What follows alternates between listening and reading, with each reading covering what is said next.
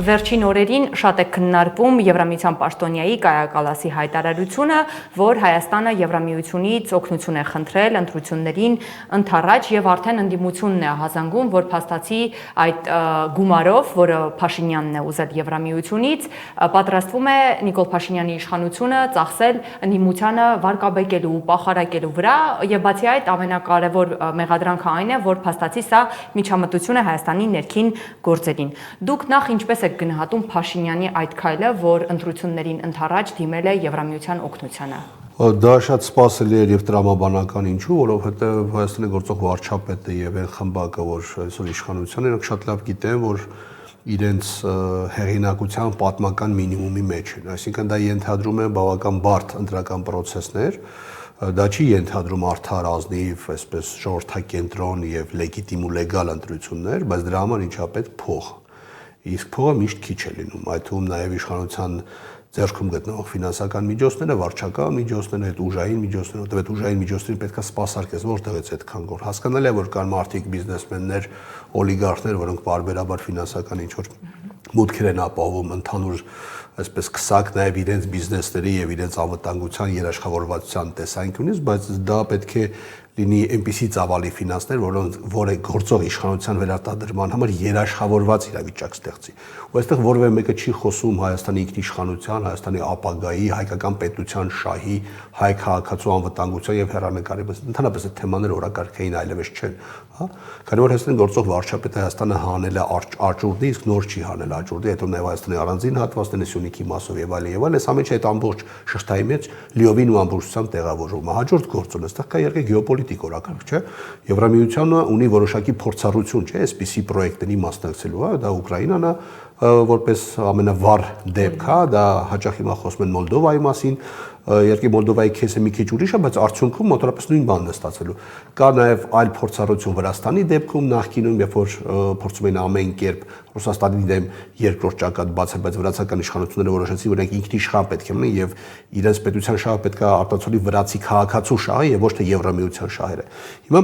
նույն մոդելը փորձում են կիրառել Հայաստանի պարագայում, որովհետեւ Հայաստանի իշխանությունները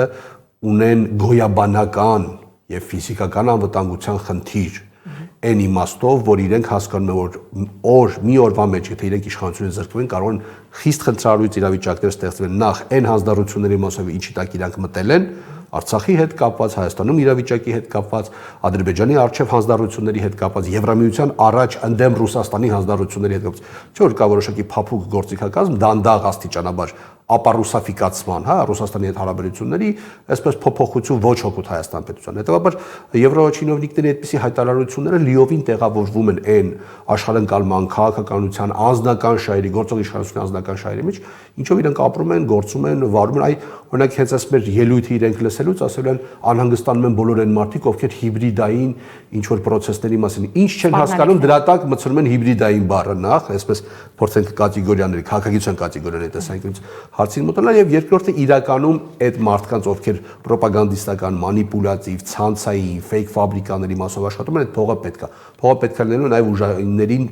ուժայինների լոյալություն ապահովելու համար։ Այսինքն այդ օգնությունը լինելու է Փաշինյանի վերարտադրության համար։ Այո, իհարկե։ Բացառապես ուրիշ նպատակ, ուրիշ ընկալում չկա։ Ավելին ասեմ, Եվրամիությունը ասում է մենք ձեզ վճարելու ենք, որպեսզի դուք վերարտադրվեք, դուք էլ պետք է ծառայություններ մատուցեք մեզ ընդդեմ Ռուսաստանի եւ ընդդեմ Հարավային Կովկասում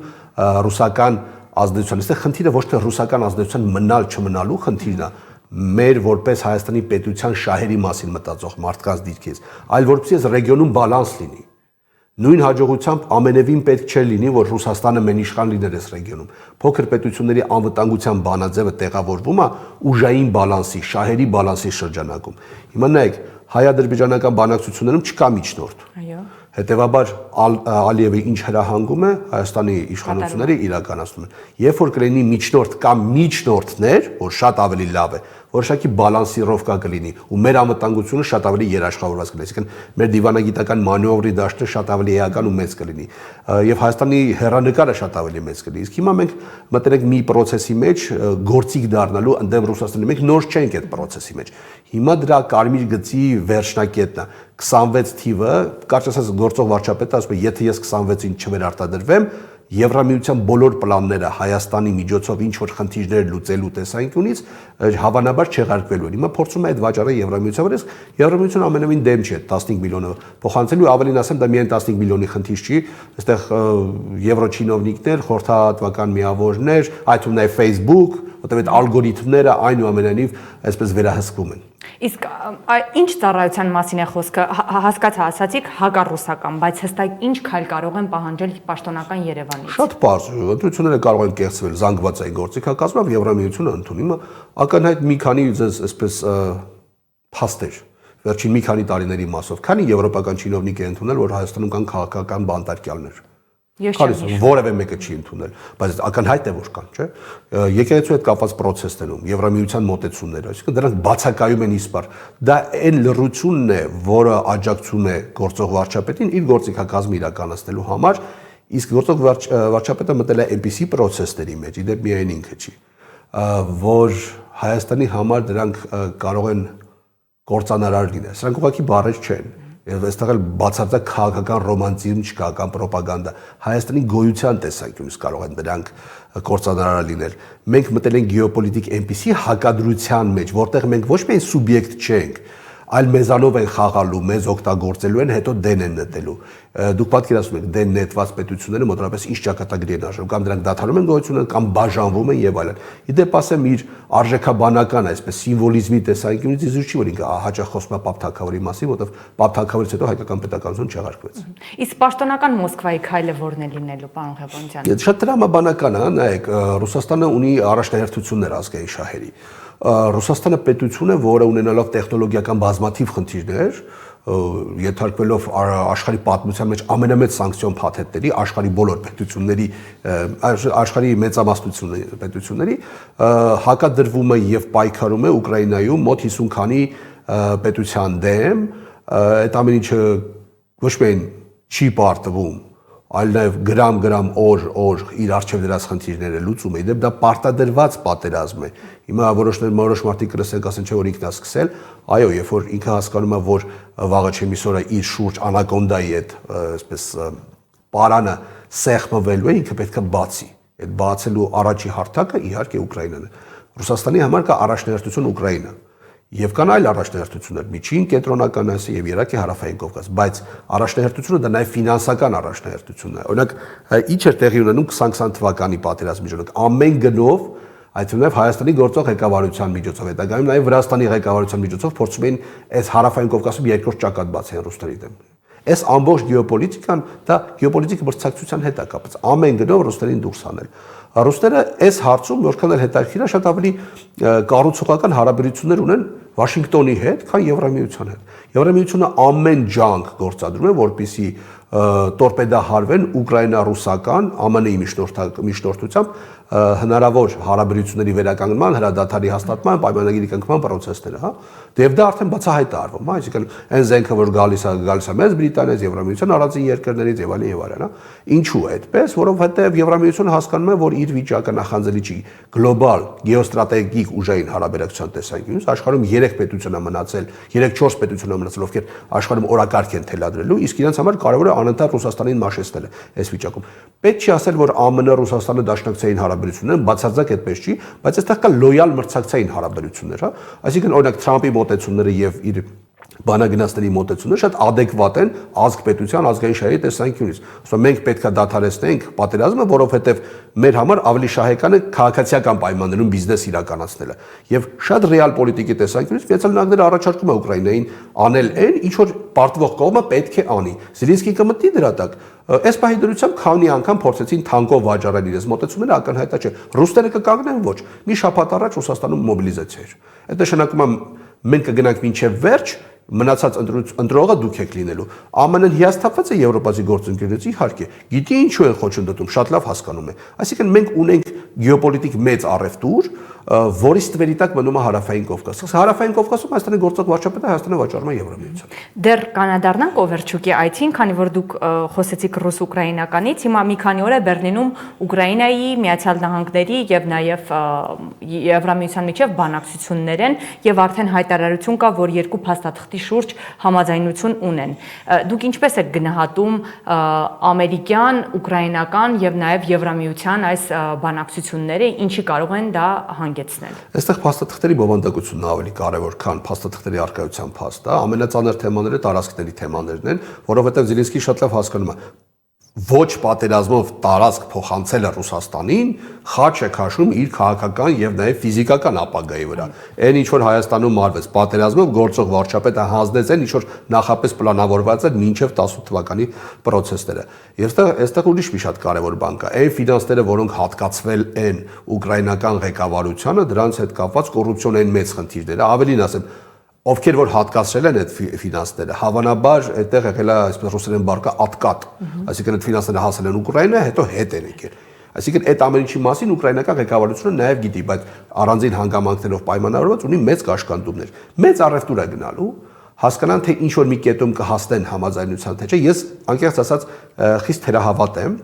որ Թրամփի պլանի շուրջ համաձայնության կհասնեն։ Թրամփի պլանից արդեն առանձին հատվածներ ես ոնց հասկացա, որտեղ այն 28 կետանոց պայմանագիրը որպես այդպիսի կարծես թե փորձել են բաժանել առանձին կետերի շուրջ, որ փորձեն ինչ որ հաջողության հասնեն, որոշակի գործընկերային հարաբերություններ կամ պայմանավորվածություններ ստեղծեն, մնացածը ինչի շուրջ չեն կարող, բայց ռուսները ինչ են ասում, հրադադար չի լինելու, կամ կլինի երաշխավորված հստակ պայմաններով, այսպես ճիշտ իրականությամբ հողի վրա արտացոլող իրողություններով պայմանագիր կամ չլինի ոչինչ, հա։ Ինչ վերաբերում է այս ամեն ինչի մեջ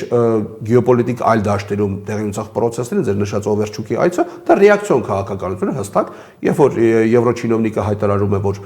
պետք է այսպիսի բան տեղի ունենա, մենք աջակցելու ենք 26 թվականին գործող վարչապետին, բնականաբար Ռուսաստանը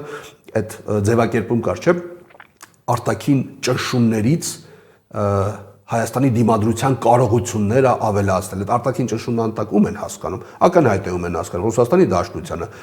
որ քաղաքական միավորների մասին են խոսում, որոնք Հայաստանում փորձում են պետական շահի կրող լինել, ակնհայտ է ընդդիմության կոնկրետ շերտերի մասին են խոսում։ Միգուցե անունները ես չտամ, բայց ակնհայտ է ինչի մասին է խոսքը, չէ՞։ Մենք ունենք մի իրավիճակ, երբ որ Հայաստանի ինքնիշխանությունը որպես այդպեսին դադարել է գոյություն ունենալ։ Այդ նաև ձեր հարթակում բազմիցս ասել են, որ ինքնիշխանություն բառը մեր պարագայում իսպար բացակայում է եւ Հայաստանը գտնում է արտաքին կառավարման ներքո։ Արտաքին կառավարման հրապարակային էլեմենտներից մեկն էլ սա է։ Եվ իդեպ այս process-ին նաեւ որոշակի փոփոխական շահերի այսպես համընկնումներով վերաբերմունք ունեն իհարկե ցույց տալու Թուրքիան եւ Ադրբեջանը։ Մի կողմից Թուրքիան շահագրգիռ է որպես Եվրամիության գլխավոր գործընկեր ռեգիոնում հաստատվելու տեսանկյունից, մյուս կողմից հարցադրումներ իհարկե կարող են իհայտ կան։ Այստեղ մյուս կողմից մեծ Բրիտանիան երկու շաբաթ առաջ պաշտպանության նախարար եկել։ Ակնհայտ է, որ Թրամփի այդ ծրագրի հետ կապված իրենք փորձում են ներգրավվածություն ունենան, որովհետև Բրիտանիայի համար Սյունիքը թերևս ամենակարևորներից մեկն է։ Ոչ այնքան որքան Ֆրանսիայի համար եւ մյուսների համար։ Իրանը բացառապես 3 ռահբարի արտաքին քաղաքական այսպես խորհրդականի խոսքով ասացին, որ որևէ տարբերություն չկա Թրամփի թրիփի եւ Զանգեզուրի միջանցքի։ Մենք դեմ ենք, կտրուկ ենք դեմ։ Այդ կտրուկության աստիճանը կյանքը ցույց կտա, որքան կձև այսպես կշարունակվի։ Ադրբեջանը այս ամեն ինչի մեջ փորձում է ոչ միայն իր կարգավիճակ ազդեցությունը չկորցնել, այլ փորձել Հայաստանից ստանալ այն, ինչ որ ինքը այսպես ստացել, այսինքն պայմանավորությունը որ ստացել է եւ Հայաստանը պարտավոր է Հայաստանը չէ, Հայաստանի գործող վարչապետը պարտավորություն է ստանալու, պետք է Ադրբեջանին այդ ամեն ինչը փոխեն։ Հիմա ռեգիոնում բավական բարդ եփման process-ներ են, ու այստեղ ամենախնդիրը այն է, որ Հայաստանը այս process-ներում սուբյեկտ չի, Հայաստանը այս process-ներում գործիք է։ Ընդ որում մի քանի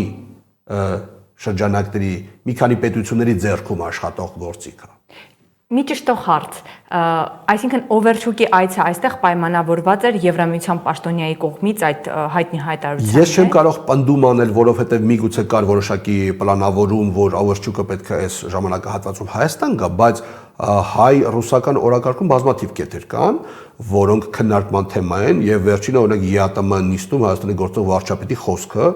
Համբուրգում հանդիպման ժամանակ Հայաստանի գործող վարչապետի խոսքը, այնտեղ նրան հղված ցանկությունները, միգուցե պահանջները կամ հորդորները Եվրոչինովնիկներից մեկը կարծես թե փորձագետներից մեկը ասաց արդեն ժամանակն է որ դուք մեր հետ միանաք Ռուսաստանի դեմ սանկցիաներին, ինչպես Մոլդովան դա արեց այսպիսի ձևակերպումներ, հա։ Հայաստանի գործող վարչապետը ասում է դե մենք չենք օրակարգային չենք սարքի ԵԱՏՄ-ից դուրս գալու հարցադրումը, կփորձենք համ ԵԱՏՄ-ում մնալ, համ գնալ Եվրամիություն, բայց Եվրամիություն գնալու մասին դեռ չենք ասի։ Հենց հասկանանք որ հարմար ժամանակը կծլկենք։ Դուք հասկանում եք, մենք կենցաղային շուստրի հետ գործ ունենք, ում թվում է որ գեոպոլիտիկ կենտրոններին, ղեկավարներին, փորձառու մարդկանց, գեոստրատեգներին, քաղաքական պլանավորողներին, էքսպերտներին կարելի է այսպես կենցաղային հայկական բառապաշարով ասած ֆռացնել, հա, չի մասնա խոսք։ Խնդիրը այստեղ իհարկե այլ է, որ դրա բացասական արադարձնու էֆեկտը ունենալու է ամբողջ պետությունը եւ այդ թվում նաեւ առաջինը շարքային քաղաքը։